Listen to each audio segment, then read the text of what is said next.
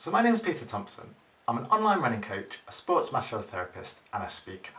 And my aim is to help you to become a healthy, motivated and successful runner. And to try and do that, today's video is all about how to motivate yourself to run. And I'm going to go through some tips and ideas for new runners or people who have been running their whole lives, just to try and think about what motivates them and ways that you can improve that motivation. So motivation is a really interesting subject, because what motivates one person doesn't necessarily motivate the next person. So what can you do to help think about the ways that you can motivate yourself to run? So the first tip that I want to go through today is the fact that having multiple streams of motivation is really important. So not just having one thing that you're motivated by, but having many different things will really help in that journey of both starting out as a runner, but also in thinking about ways to re-motivate yourself if you've been running and are just bored of what you're doing at the moment. You've got to a stage where you might have achieved the things that you wanted to achieve, but you just don't know where to go next. So for example, it's logical to think if you're only motivated by one thing, that if that one thing kind of falls down, then you haven't got anything to back that up. So if you are running purely just to lose weight, if that one day when you think, well, I'm not that bothered if I put on any weight or lose any weight today, then you've got nothing to back that up.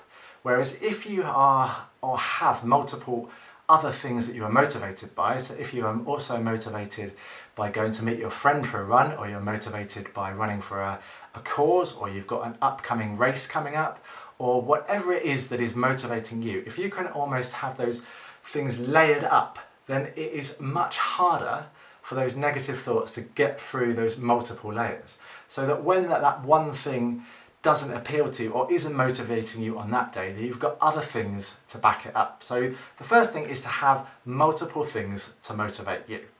And the second thing is, it's all well and good saying, that you need multiple things to motivate you, but what if nothing really motivates you? What if you're in a position where you just aren't motivated and you can't find anything that motivates you? Well, what I would do in that situation is what I would do similarly like I talked about last time when you're starting out running. If you can just think about what motivates you and have that conversation in your mind, and even get that sheet of paper and write it down in front of you, then that process will really start to help and make you think about what is motivating you. And you may surprise yourself. You may come up with things that you didn't think were motivations, but you also may not be motivated by the things you were. So I think for anybody at any running stage in their career, it's important to readjust and to refocus and decide what is motivating you. So my example, I was running for quite a long time and I lost focus about what was motivating me. I was always kind of focused on times, but it almost took kind of something to go badly to realise that I'd lost focus and I wasn't actually motivated by that, and I needed to be motivated by other things. So write down that list, and it may be you have one thing on there, it may be you have 10, and be honest when you're doing that list, because there's no point putting things on that list that don't really motivate you, because it means that when you actually come to the crunch of having to get out of bed and do that run, or to continue on that run, if you haven't being honest with yourself, then those things are going to fall over very quickly. So in an ideal world, you will have that list that you can almost stagger up in your mind, so that when you're on that run, or when you're thinking about getting up and going for a run, that those negative thoughts have to get through all those barriers. It has to get through all of them to get to that stage where you give up. But if you only have that one thing, how can you control that? How can you motivate yourself? So that goes on to the next tip. So the next tip is about creating some of these things that motivate yourself. So if you, like I said, are not that sort of person, if you are not someone who, just finds it easy to be incredibly driven, if you're not someone who's incredibly competitive, then you need to find those ways in other means. So you can find these streams of motivation. And one of those ways to look at it is, the first off might be to run for a charity. So there may be that you are motivated by a particular cause. I think most people probably have a cause that means something to them. So if signing up to a race and running for a charity is something that you think will aid your motivation, then do that. So that's another barrier that you can put up against those negative thoughts. I mentioned a race there. A race is not for everybody, but a race can really focus the mind. It can really give you something to aim for. And when you're thinking, I don't want to go out for a run today, or I'm going to stop on this long run today because it's not for me and I just can't be bothered. If you've got that thought, well, I've got this race coming up in a few weeks, then it may be that motivational aspect or that motivational thing that stops you quitting on that moment. So that's another thing that you could add in there.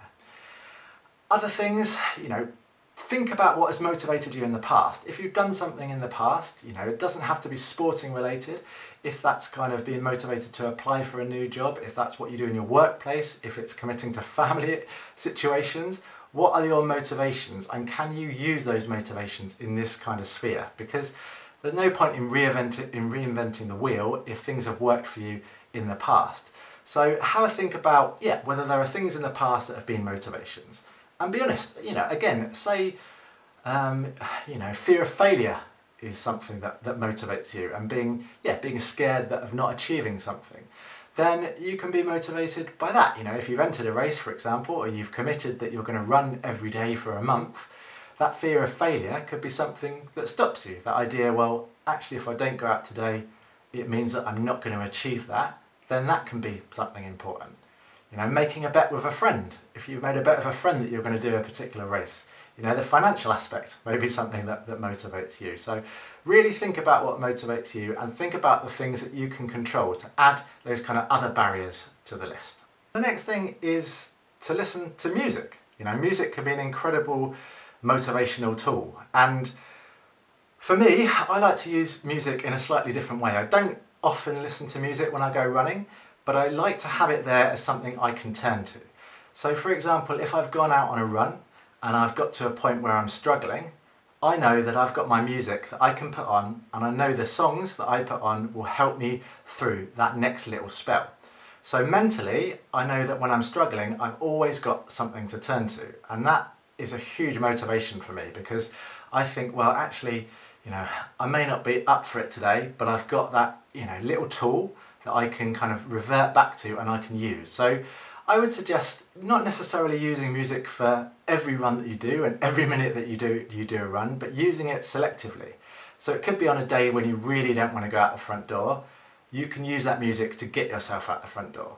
If you permanently listen to music, then you've got nothing to kind of use when you really need it. You can kind of overuse it, if that makes sense. So my tool would be to use music, but be to use it selectively. The next tip is just about acceptance and the idea that sometimes you will lose motivation, and that isn't always a bad thing, because you have to experience what it feels like to not do something to find out that you need to be motivated to do it. So if you've got a training plan, you're training for a particular race, if you never experience what it's like to miss a training session, then you don't have that in the back of your mind to spur you on. So for example, if you're 2 weeks in and you don't want to go out on a particular day and you don't, what does that feel like to you? Does that affect you? Are you bothered by that? And if you are bothered by it, let that fuel you next time. Don't let that kind of negativity and think, well, I didn't go this time, I've ruined it, and I'm going to ruin the race. You can use it as a positive, because everybody fails sometimes. Everybody doesn't do things sometimes, and everybody loses motivation sometimes. And it's important that you do that, but it's really important in how you let that affect you.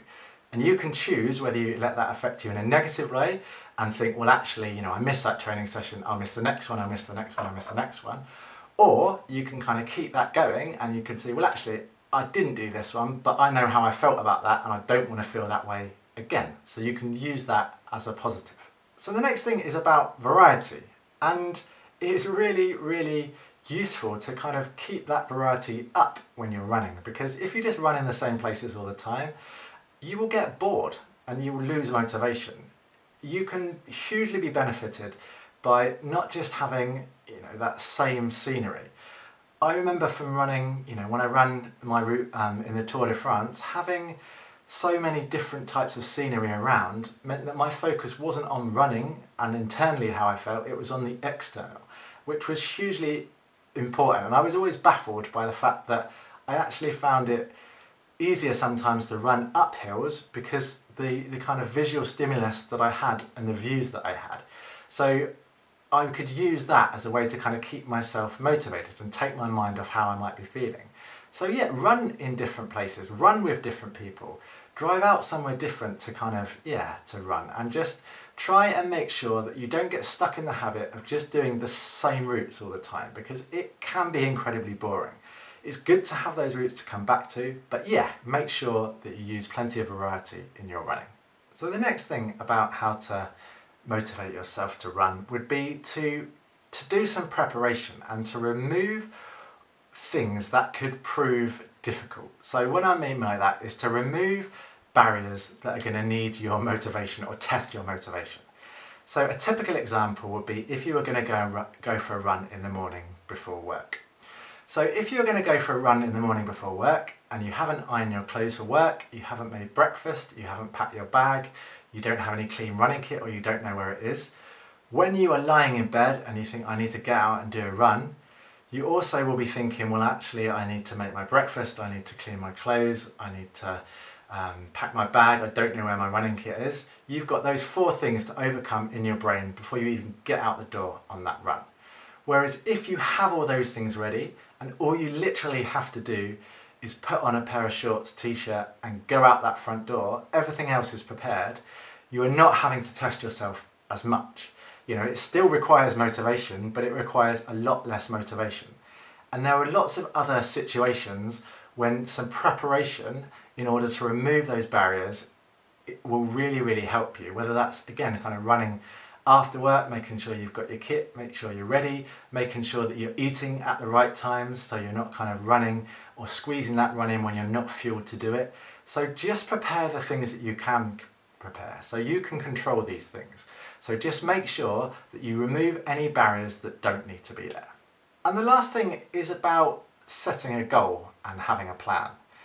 Because if you don't know why you're running or you don't have anything to aim for, then again, your motivation is much more likely to wane. And you don't have to, be motivated, or you don't have to have a plan of running a race. It may be that you, as I say, you want to get fitter, you want to lose a certain period of weight, or you want to kind of improve your mental health and you want to feel happier about yourself. So if you can have a goal, I know feeling happier about yourself is an incredibly broad goal, but if you can have a bit more of a focused goal that you can aim towards, then that is really, really, just focus your mind so that when you are thinking, why am I doing this? I don't want to be doing this. You know that you've got the end goal to reach. If you don't know what that end goal is, you won't reach it because you're just not striving for anything. And it doesn't have to be striving for things in a competitive way. It's just about knowing why you're doing what you're doing. And having a plan. So having a plan, whether it's a training plan, whether it's a plan that you've just scribbled on your chalkboard that you're going to run a couple of times a day. Obviously I produce kind of online training plans and support people in that way. And some people who are starting out really benefit from that focus and having someone else to support them. And that's something you can access, but also if you just want to get your own training plan, then again I would just recommend doing that because it's really, really going to focus your mind. So yeah, I hope some of those tips were really useful today. I think with motivation, like I said at the start, we're all motivated in different ways, so it's unlikely that all of those things will benefit you, but maybe just 1 or 2 of them will do. So yeah, hopefully you've got something from it. If you want any more information about my kind of online coaching services and speaking services, go to www.petethompsononline.com and yeah, click subscribe for more weekly videos.